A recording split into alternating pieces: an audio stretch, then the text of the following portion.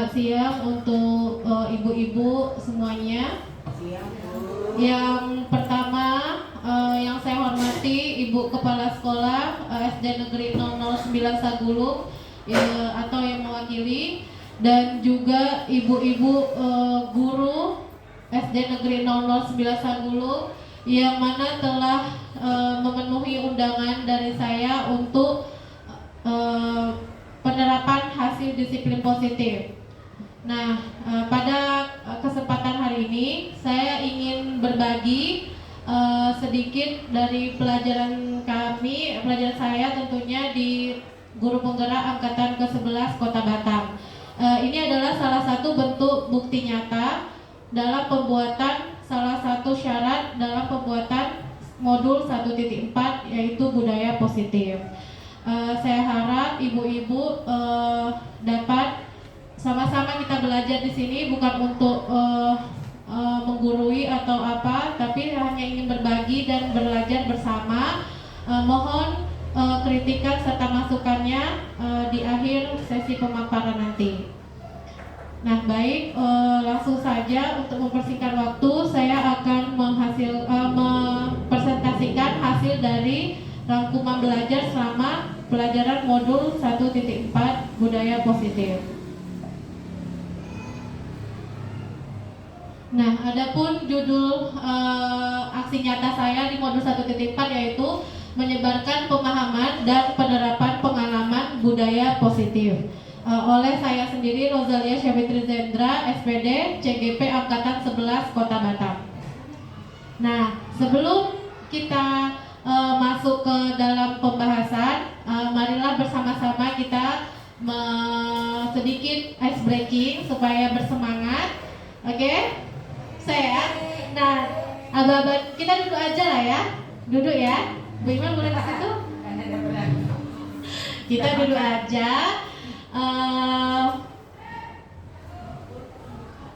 Kita dengarkan cerita dari Bunga. Jadi tangannya gini, tangan kiri satu jari, jari telunjuk kiri, yang kanan gini, gini. Jadi di sebelah kawannya nanti ya. Nanti kalau ada kata-kata tikus, berarti tangkap tangan temannya, ya, tangkap jari kawannya. Yang ini enggak. Nanti siap-siap. Kalau Bu Feni siap-siap ditangkap. Jadi kalau ada tikus, tutup atau hilang ya, jangan sampai ketangkap. Oke, paham ya? Bu Ros yang kanan tangkap jari Bu Sol. Bu Ros tangkap telunjuk Bu Sol. Ya. Bu Ros tangkap Bu Sol lari yang kanan ya. Siap-siap ya. Ingat ya. Berarti Kak Bu Tia tangkap yang jari Bu Ulan. Oke? Pada suatu malam saya sedang tidur. Malam hari sedang tidur. Terdengar suara dengar ya kata tikus. Terdengar suara berisik di arah dapur. Berisik, sangat berisik dan mengganggu tidur saya. Setelah saya keluar dari kamar menuju arah dapur, nampaklah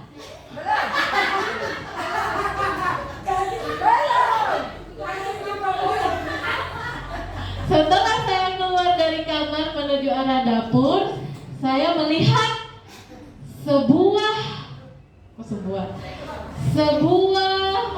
lampu yang kedap-kedip. Lalu saya ke arah dapur dan melihat kolong. Saya mencari sumber bunyi itu. Ternyata ada tikus lewat. Oke, dengarkan. Tikus lewat. Dapat? Dapat tikus ya? Oke. Mulai udah dapat ya. Nah, dengarkan sekali lagi. Oh, enak kok. Jadi setelah tikus itu saya lihat, saya mendekatinya. Saya mendekati ke arah kolong dapur. Saya melihat ada 2 tikus di sana.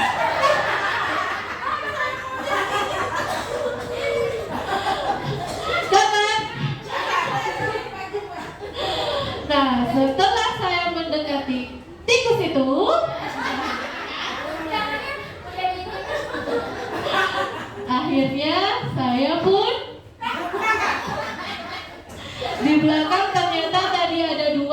belakang saya dan ada tikus besar. Oke, tepuk tangan dulu untuk kita semua. Itu melatih fokus kita kanan kiri. Jadi biar keseimbangan otak kanan dan kiri. Iya. Nah, selanjutnya di konsep budaya positif ini kita akan membahas 8 penerapan. Ada 8 komponen-komponen di dalam budaya positif itu sendiri. Yang pertama ada perubahan paradigma belajar, ada disiplin positif, ada nilai-nilai kebajikan, ada kebutuhan dasar manusia, motivasi perilaku manusia, posisi kontrol guru, dan ketujuh keyakinan kelas, dan 8 segitiga restitusi. Oke. Nah, yang pertama kita di sini membahas pembelajaran dengan paradigma baru. Apa itu pembelajaran dengan paradigma baru? Yaitu pembelajaran dengan merupakan pembelajaran yang dirancang berdasarkan prinsip pembelajaran berdiferensiasi, sehingga pada peserta didik pelajar sesuai kebutuhannya berdasarkan tahap perkembangannya sesuai psikologi modern untuk mewujudkan profil pelajar Pancasila. Nah, di sini mungkin ibu-ibu sudah tahu apa itu pembelajaran secara berdiferensiasi. Sedikit ilmu yang didapat pada pendidikan guru penggerak, ternyata kita itu memang diperlukan menggunakan pembelajaran secara berdiferensiasi di kelas. Nah, ini pembelajaran tidak ada ujungnya. Maksudnya kapan harus berhenti, kapan harus dimulai. Pembelajaran diferensiasi ini kita sudah gunakan ya Bapak Ibu, Ibu-ibu semuanya. Sebelum menggunakan diferensiasi, pada awal pembelajaran kita sudah melaksanakan assessment. Nah, tujuannya itu untuk mengetahui di mana minat dan bakat atau yang dibutuhkan murid untuk mempermudah kita ketika menggunakan pembelajaran diferensiasi di kelas. Contohnya ibu-ibu sudah melaksanakan asesmen kognitif dan diagnostis non-kognitif. Di situ kita mengetahui gaya dan minat belajar siswa, lalu kita implementasikan di kelas dengan menggunakan pembelajaran secara berdiferensiasi. Nah, ini tujuannya adalah untuk mempermudah kita atau menumbuhkan siswa kita itu menemukan pembelajaran yang mereka sukai. Jadi pembelajaran itu bukan cara kita, bukan kita yang menentukan. Kita mengikuti siswa kita, minat dan bakatnya itu, gaya belajar mereka itu seperti apa. Jadi berdiferensiasi ini tidak harus satu aja. Misalnya di situ ada anak di kelas kita yang menyukai pembelajaran secara audio. Kita bisa memixkan pembelajaran kita itu ada audio, ada berbentuk poster atau poster, audio atau komik, buku bacaan lainnya. Jadi tidak hanya audio saja. Jadi kalau kita hanya dengan audio saja atau audio visual, anak-anak yang suka menggambar tadi bosan atau tidak suka melihatnya. Jadi kita bisa menggabungkan satu satu cara ya, beragam cara dalam satu pembelajaran seperti itu. Lalu ada miskonsepsi di sini dengan teori kontrol, yaitu yang biasanya kita tahu kita yang mengontrol murid, murid yang ikutin kata kita. Maksudnya kita yang mereka tuh sebagai boneka kita mengatur mereka. Jadi ada ilusi bahwa semua perbuatan positif, efektif dan bermanfaat. Ilusi bahwa kritik dan membuat rasa bersalah mampu menguatkan karakter. Contohnya di sini kita marahin dia itu malah sebaliknya, bukan menguatkan karakter mereka, malah membuat mereka merasa semakin tertekan atau terpukul. Lalu ilusi bahwa orang dewasa berhak memaksa. Jadi beranggapan bahwa kita ini dewasa, guru mereka, kita berhak memaksa mereka sesuai kehendak kita. Ternyata itu ada miskonsepsi, rupanya tidak seperti itu. Kita ini hanya ikut mengarahkan kemana murid itu berjalan. Setiap murid itu sudah ada alurnya, garis tangannya itu udah ada dari mereka lahir. Mereka mau jadi ini, mau jadi itu, sudah ada garis-garisnya. Hanya kita sebagai guru mengebalkan garis-garis itu. Jadi bukan kita yang membekok paksakan mereka, tapi kita itu menebalkan garis-garis itu, mengikuti arah mereka. Biasanya kita udah nampak anak ini seperti apa, nah kita ikutkan arah mereka itu, seperti itu. Lalu kita mengubah paradigma stimulus respon ke pendekatan teori kontrol. Contohnya, realitanya stimulus respon, kita mengubah sekarang nih respon ke kontrol. Respon itu realita, kebutuhan kita sama. Ternyata tidak di teori kontrol ini. Realitanya kita ini berbeda, tidak sama semuanya. Dan itu di stimulus respon semua orang melihat hal yang sama, tapi ternyata di teori kontrol setiap orang memiliki gambaran berbeda. Contohnya gambaran saya, pandangan saya berbeda dengan pandangan Bu Meliza, seperti itu, tidak harus sama. Jadi kita tidak bisa memaksa Bu Imel harus ikut mau saya, tidak. Ya. Terus kita mencoba mengubah orang agar berpandangan sama dengan kita. Ini dia tadi, stimulus respon. Ternyata kita tuh harusnya di teori kontrol. Kita berusaha memahami pandangan orang lain tentang dunia. Jadi kita menerima pandangan orang, tidak memaksa untuk harus ikut kita. Nah, konten yang kedua adalah disiplin positif. Disiplin berasal dari kata disiplina, yang artinya belajar. Disiplin mengacu pada disiplin diri yang memiliki tanggung jawab terhadap apa yang dilakukannya berdasarkan nilai-nilai yang diyakini. Disiplin positif merupakan salah satu cara penerapan disiplin yang bertujuan untuk menumbuhkan kesadaran serta memberdayakan peserta didik tanpa imbalan atau penghargaan reward, ancaman atau hukuman. Sebagai pendidik, tujuan kita adalah menciptakan peserta didik yang memiliki disiplin diri sehingga mereka berperilaku mengacu kepada nilai-nilai kebajikan universal dan memiliki motivasi intrinsik dalam perubahan perilaku ke arah yang lebih baik. Nah, disiplin positif inilah yang perlu kita tanamkan kepada setiap siswa kita. Memang ternyata setelah saya pelajari juga di pendidikan guru penggerak, biasanya kita pasti ada memberikan reward dalam pembelajaran. Ternyata itu membuat siswa kita tidak efektif belajar. Maksudnya dia belajar hanya karena reward itu tadi, membentuk karakter siswa. Dia mau belajar atau dia mendapatkan sesuatu karena rewardnya saja, atau dia takut dan mau belajar karena adanya ancaman atau hukuman. Nah, inilah yang perlu kita tanamkan disiplin positif kepada siswa agar tidak ada hal-hal yang membuat mereka merasa terancam.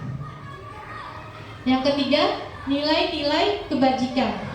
Nah, di sini ada nilai yang disepakati bersama, lepas itu dari suku bangsa, agama, bahasa maupun latar belakangnya. Contohnya, nilai kebajikan institusi atau organisasi. Ada 3 nilai di sini, yaitu nilai profil pelajar Pancasila, terus nilai IBO Primary Years Program, dan keterampilan hidup atau life skill. Yang keempat, kebutuhan dasar manusia. Nah, inilah kebutuhan dasar manusia, kebutuhan dasar kita sebagai manusia. Kebutuhan dasar manusia adalah segala sesuatu yang kita lakukan untuk mendapatkan apa yang kita inginkan. Seluruh tindakan yang kita lakukan memiliki tujuan tertentu, dan semua usaha terbaik yang kita lakukan adalah dalam rangka agar kebutuhan dasar kita terpenuhi dengan baik. Jadi ada kebutuhan dasar kita di sini. Kita melakukan sesuatu itu untuk kebutuhan. Contoh, kita kerja, ibu-ibu kita kerja itu untuk memenuhi kebutuhan apa? Hidup, yaitu kebutuhan ya makan. Nah, itu kita kerja.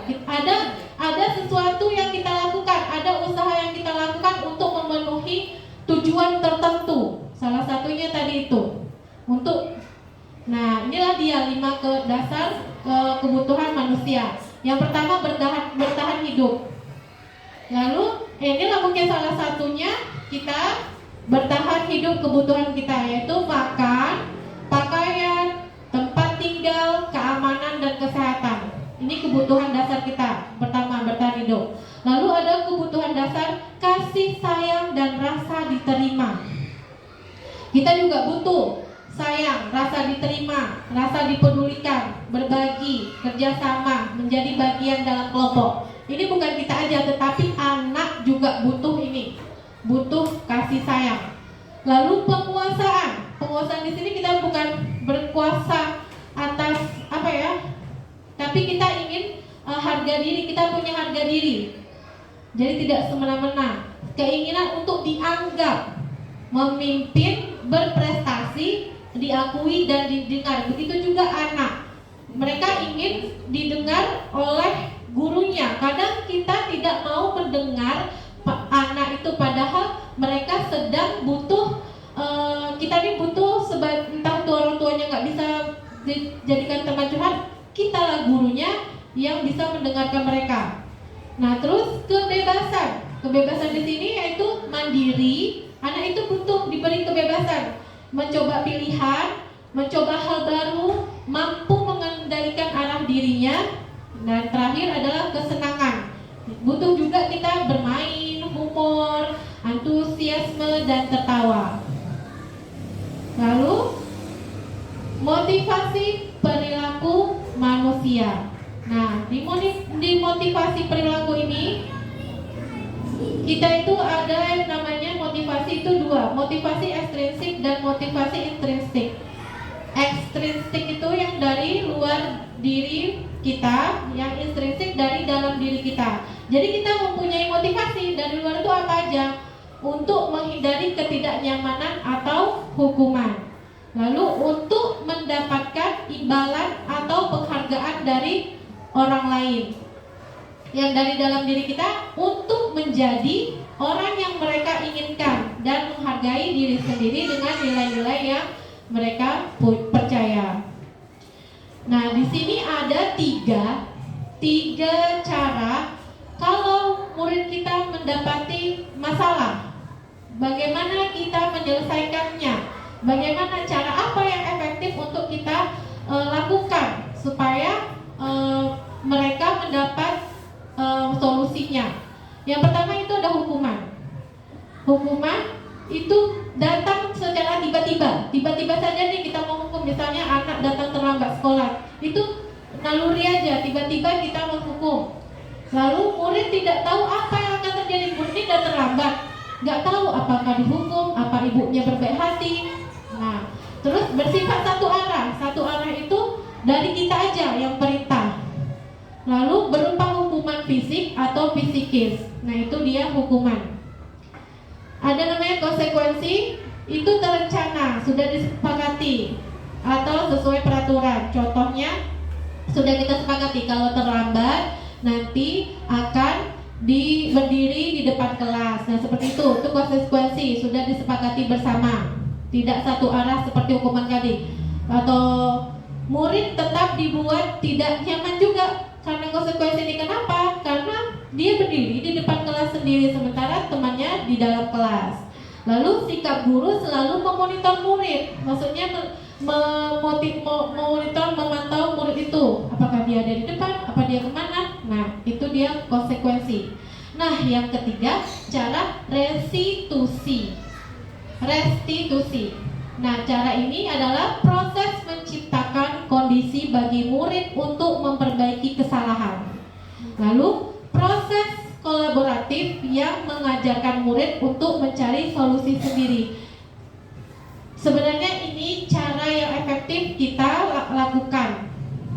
Memang banyak tahapannya pada restitusi ini. Nanti kita bahas sedikit tentang restitusi.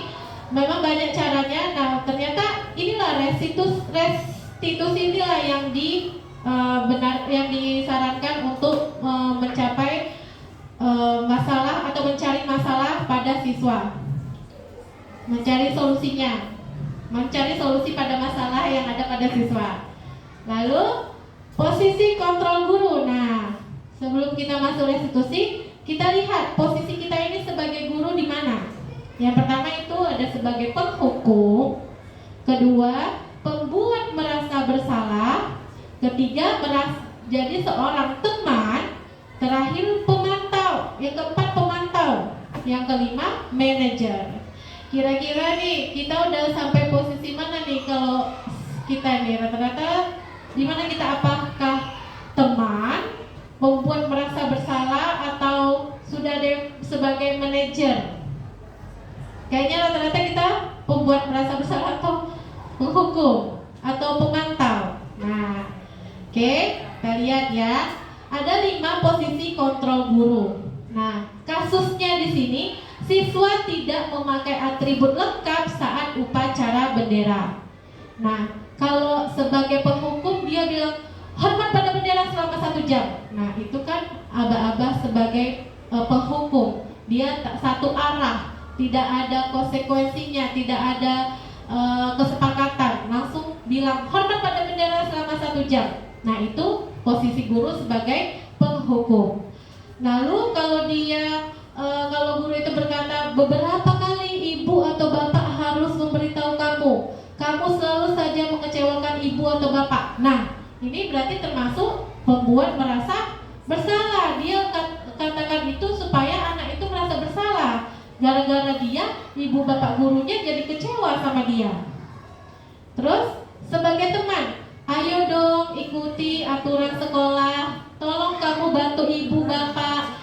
Ya, sekali ini ya sudah, tidak apa-apa, lain kali jangan sampai berbuat seperti ini lagi ya. Nah, kalau itu sebagai teman.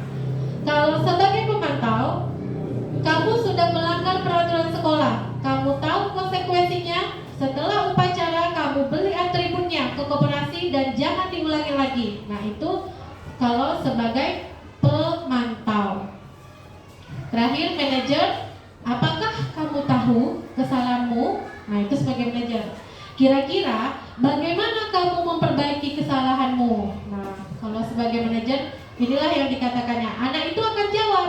Kalau kita tanya, apakah kamu tahu kesalahanmu? Anak itu jawab, ya bu, saya salah tidak memakai atribut saya upacara.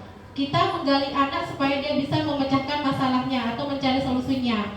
Kira-kira bagaimana kamu memperbaiki kesalahanmu? Itu pertanyaan seorang sebagai manajer. Jadi anak menjawab sendiri apa solusinya setelah dia melakukan itu. Berarti kira-kira bagaimana? Malam disiapkan atributnya. Nah, dia tahu solusinya, dia tahu caranya menyelesaikan masalahnya. Nah, coba lihat ini ibu-ibu, posisi kontrol. Apakah aku? Saya kecewa sekali dengan kamu. Apa itu? Apa? Iya, pembuat rasa bersalah. Mengatakan saya kecewa sekali dengan kamu. Membuat seolah-olah murid itu bersalah, telah bersalah dan kita kecewa terhadapnya. Kalau kamu tidak pernah benar melakukannya, posisi apa ini? Kamu tidak pernah benar melakukannya. Apa? Penghukum ya. Kamu tidak pernah benar melakukannya. Dia langsung menghukumnya. Lalu apa rencanamu untuk menyelesaikan masalah ini? Manajer? Ya. Ayolah lakukan demi Bapak Ibu ya, sebagai teman. Lalu kamu tidak pernah mendapat nilai jika tidak mengerjakan tugas. Apa ini? Pemantau ya. Kamu tidak pernah, kan dia memantau. Kalau dia tidak mengerjakan tugas, dia tidak mendapat nilai. Oke, kita sudah paham sampai posisi kontrol di sini. Nah, selanjutnya kita masuk ke poin 7, yaitu keyakinan kelas. Nah, Bapak Ibu-ibu semua sudah membuat keyakinan, pasti sudah tahu dan sudah menerapkannya di dalam kelas masing-masing. Mengapa ini keyakinan atau keyakinan? Mengapa keyakinan kelas? Mengapa bukan peraturan kelas? Jadi tidak ada peraturan kelas ya, keyakinan kelas. Kenapa keyakinan? Karena kalau keyakinan itu yang kita buat bersama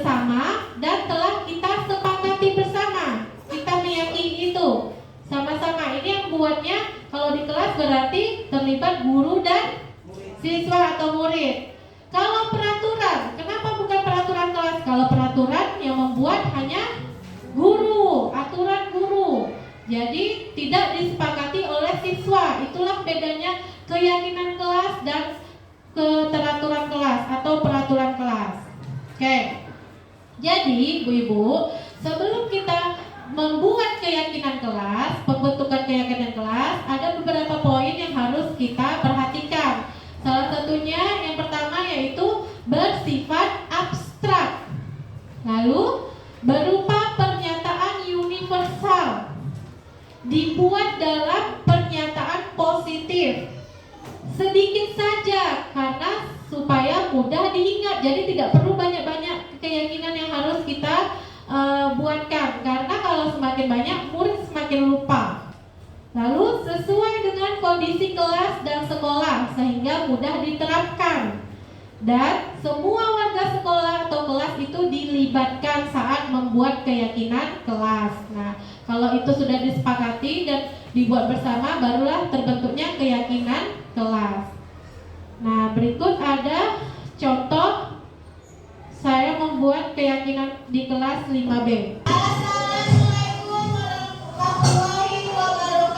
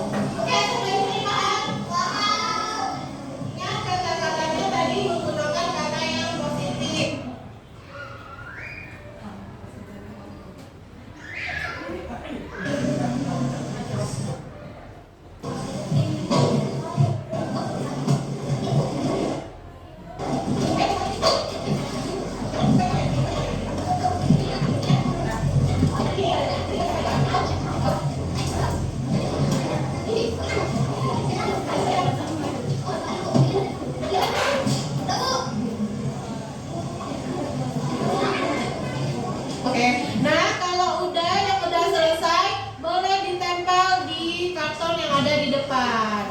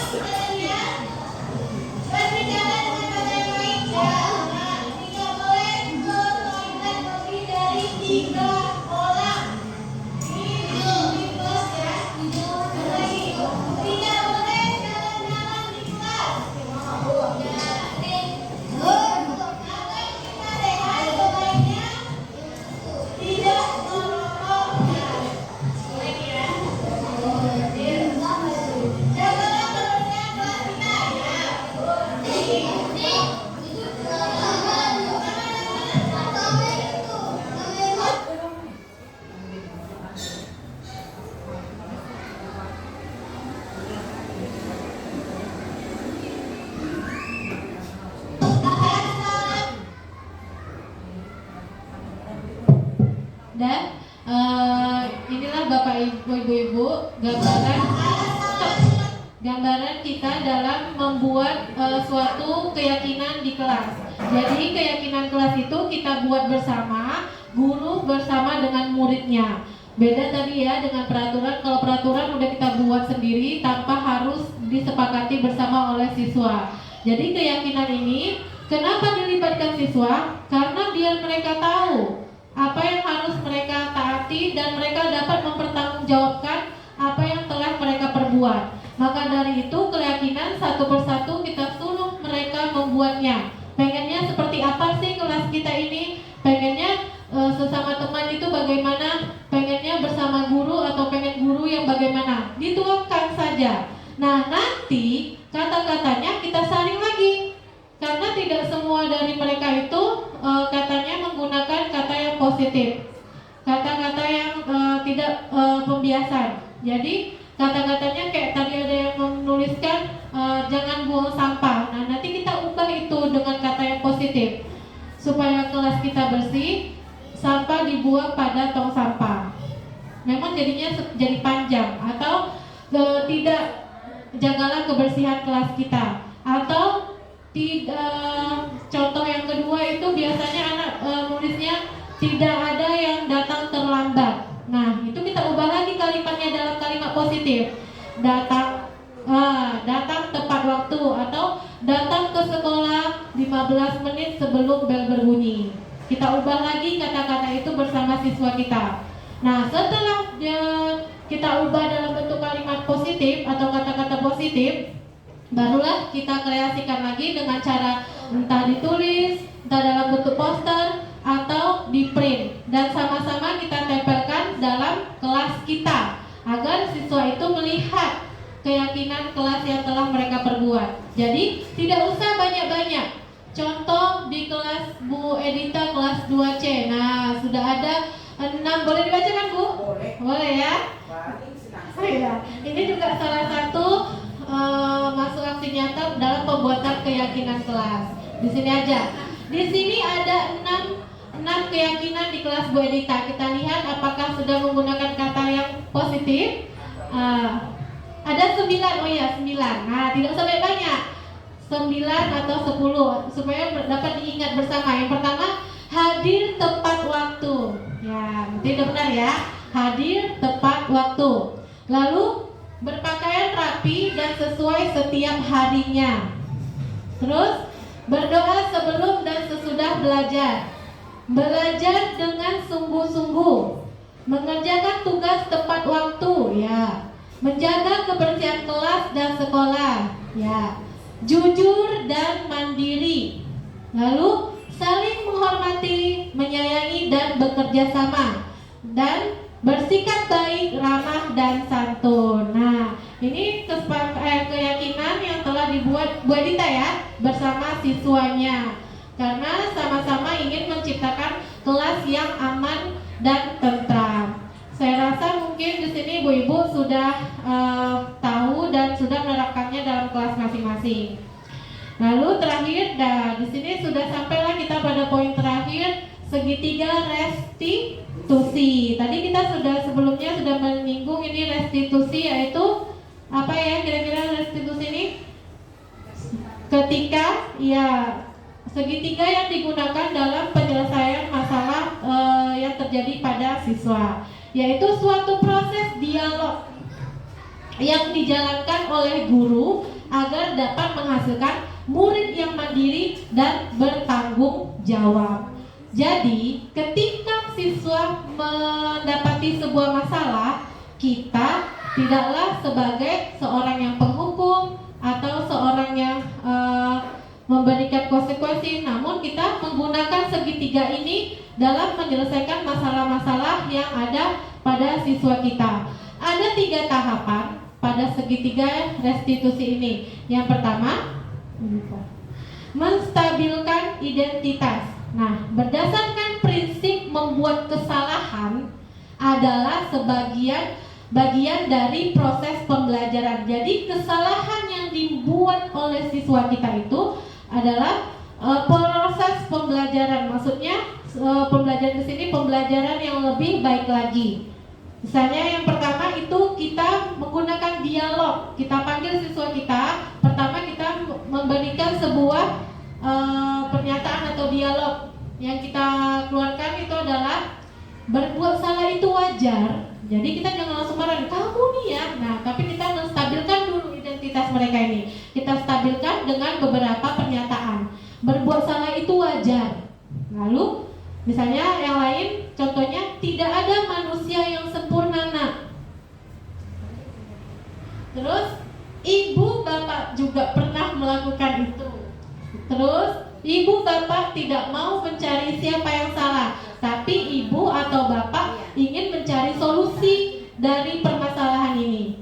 Lalu kamu berhak merasa begitu. Nah, ini kita stabilkan dulu identitas siswa itu yang telah melakukan sebuah permasalahan. Lalu yang kedua langkahnya kita validasi tindakan yang salah. Jadi berdasarkan prinsip setiap perilaku berupaya memenuhi suatu kebutuhan tertentu. Nah, adapun pernyataan yang kita ungkapkan kepada siswa itu yaitu kamu pasti punya alasan mengapa kamu melakukan hal itu. Padahal kamu bisa melakukan yang lebih buruk dari ini ya. Misalnya dia memarahin kawannya, ternyata dia bisa lebih buruk. Entah dia memukul kawannya, entah dia mendorong, dia hanya bercecok mulut saja. Jadi padahal kamu bisa melakukan lebih yang buruk ya dari ini. Lalu kamu patut bangga karena telah melindungi sesuatu yang penting buatmu. Misalnya dia mengambil kawannya mengambil yang bukan punya kawannya itu. Jadi dia berusaha mempertahankan yang ia punya, yang penting baginya. Lalu kamu melakukannya karena mempertahankan sesuatu yang penting bagimu. Yang terakhir itu menanyakan keyakinan. Jadi kita tanyakan lagi kepada siswa kita itu, apakah keyakinan kelas kita? Nah, apakah perbuatanmu ini sesuai dengan keyakinan kelas kita? Nah, nilai-nilai apa yang telah disepakati bersama? Misalnya nilai saling menghargai, ternyata dia melanggarnya. Kita ingatkan tentang keyakinan kelas kita tadi. Lalu, seperti apa gambaran sebuah kelas yang ideal menurut kamu? Kelas yang aman, Bu, katanya gitu kan. Nah, terus kamu ingin menjadi orang yang seperti apa? Seperti baik, jujur. Nah, kita kembali mencari tahu dari siswa itu biar dia bisa menyelesaikan masalahnya itu sendiri. Nah, sebenarnya ada contoh proses yang sudah saya lakukan dalam menggunakan segitiga restitusi. Karena waktunya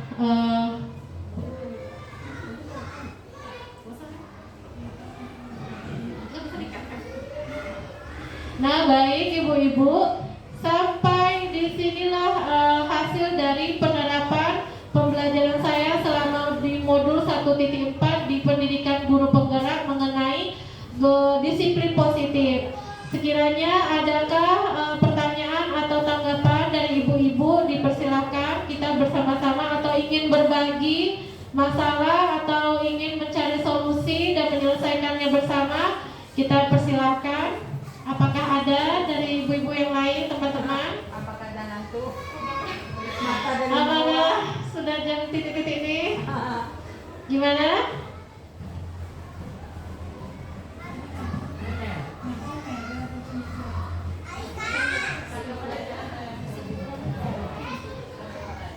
Mas, ada yang ingin memberikan kesimpulan sebelum saya simpulkan untuk menutup hasil dari pemaparan hari ini ya? Kepada Bu Melinda, dipersilakan ke depan.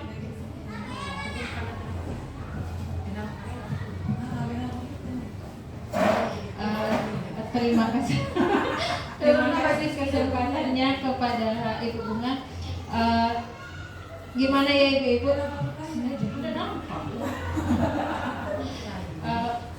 Mengenai apa tadi, penyebaran budaya positif ya, ilmu yang diberikan ini memang sangat bermanfaat. Mudah-mudahan kita pun semua juga bisa menerapkannya, walaupun paling tidak dari 8 item tadi ada 1-2 yang nyangkut di kepala kita ya ibu-ibu ya.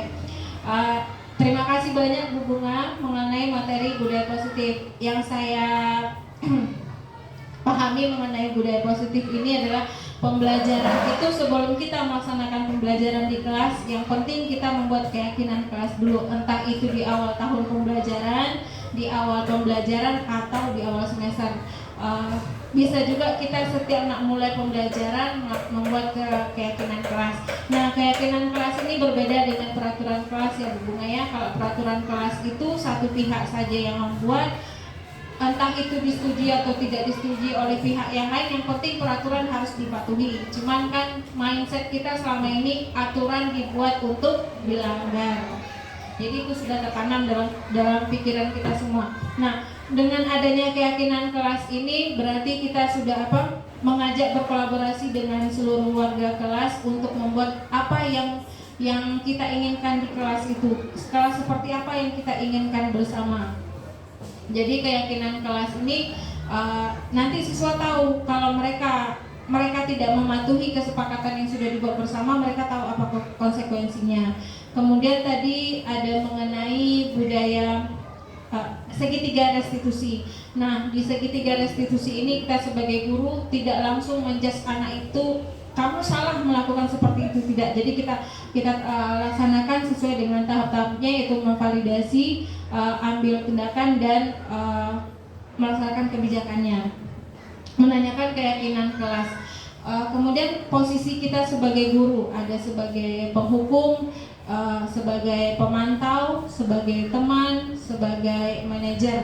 Nah, yang diharapkan mudah-mudahan kita semua bisa di posisi yang paling baik, yaitu posisi manajer. Karena kalau penghukum itu nanti akan membekas bagi anak.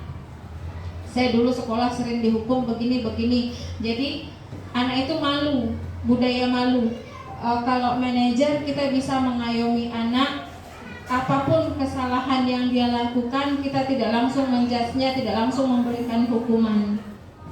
Seperti itu. Kalau menurut saya sampai di situ. Terlebih dan kurang saya ucapkan terima kasih. Assalamualaikum warahmatullahi wabarakatuh. Beri aplaus dulu Ibu untuk Ibu Eliza. Terima kasih Ibu. Nah, ada lagi yang ingin menyampaikan? Tidak ada ya. Saya rasa cukup sekian dan terima kasih atas kehadirannya ibu-ibu yang telah meluangkan waktunya, waktu sibuknya untuk datang menyaksikan penyebaran positif dalam rangka salah satu syarat pembuatan aksi nyata modul 1.4 pada pendidikan guru penggerak angkatan ke-11 Kota Batam. Terima kasih Bapak Ibu semuanya, mudah-mudahan dilancarkan rezekinya, diberi kesehatan, dan kita dapat berkumpul kembali bersama pada pembelajaran sharing berbagi ilmu, yang mana ini semua dari kita juga untuk kita juga, dan mudah-mudahan kedepannya khususnya sekolah kita ini menjadi lebih baik lagi. Sama-sama kita berkolaborasi untuk mewujudkan anak didik bangsa yang cerdas dan gemilang. Saya tutup dengan akhir kata, Assalamualaikum warahmatullahi wabarakatuh.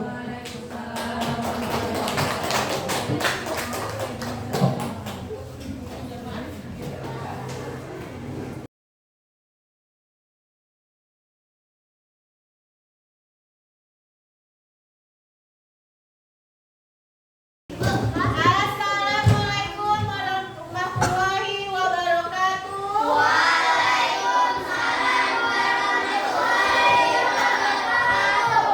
Apa kabar anak ibu semua? Baik, Bu. Nah, hari ini ada yang tidak masuk? Ada, Bu. Ada. Coba lihat dulu, ada satu kosong. Siapa yang nggak masuk? Apakah yang tidak masuk hari ini? Nah, baik, kita doakan sama-sama semoga Kaila lekas sembuh dan dapat bergabung kembali di kelas kita.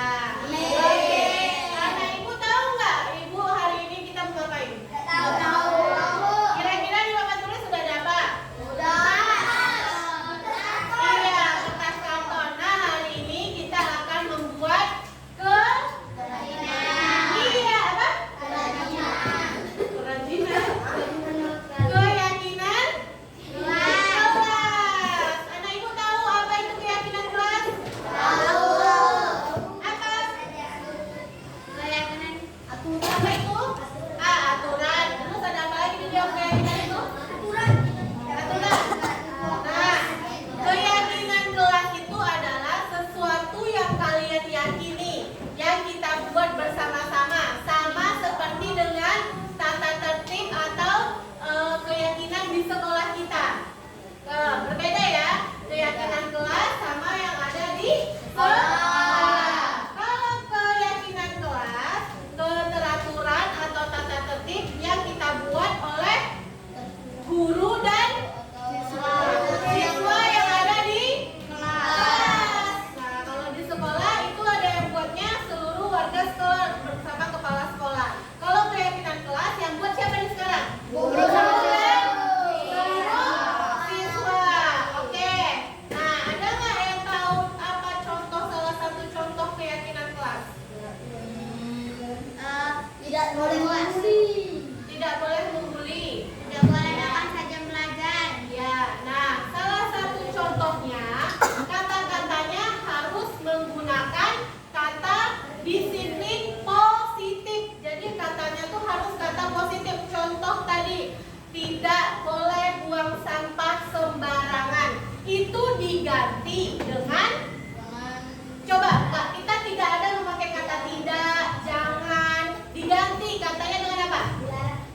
barang juga tidak boleh, Buang dilarang. sampah di tempatnya. Boleh, atau jagalah kebersihan kelas dengan membuang sampah di tong sampah, gitu ya. Tidak ada kata jangan buang sampah sembarangan atau tidak boleh buang sampah. Nah, itu kata-katanya diganti dengan kata-kata disiplin positif, kata-kata yang positif.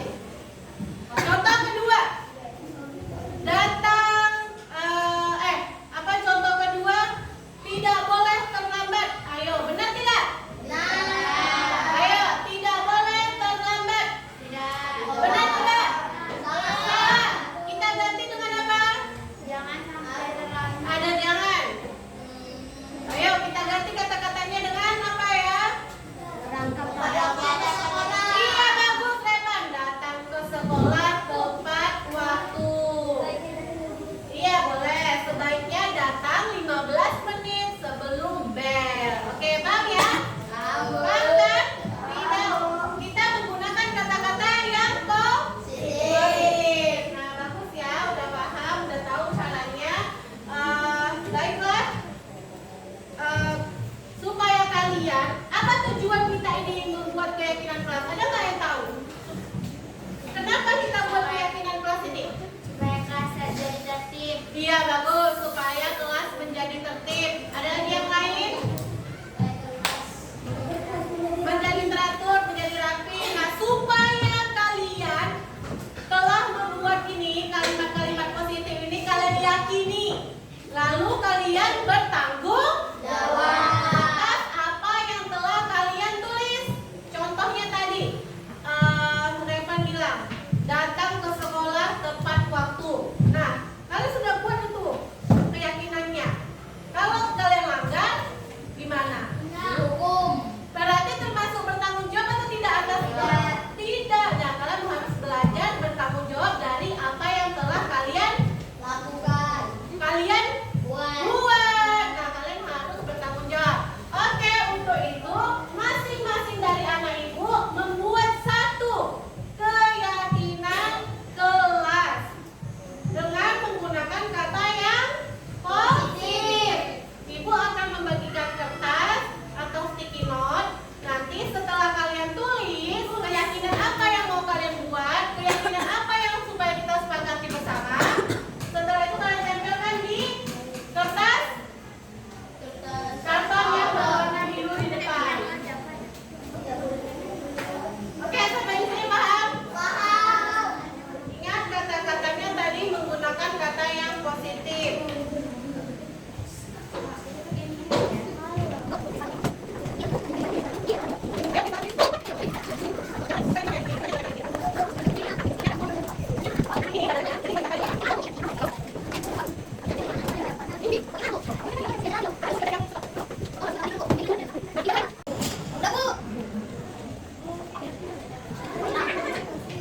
Oke, nah kalau yang udah selesai boleh ditempel di karton yang ada di depan. Oke, Bu.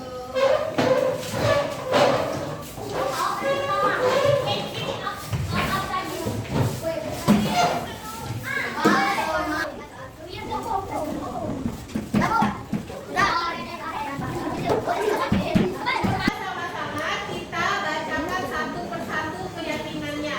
Yang kalau ada sama, kita ambil satu aja. Nanti kita sepakati ya. Kalau kalian setuju, sepakat Bu atau setuju Bu dengan keyakinan kelas ini. Oke, Kak?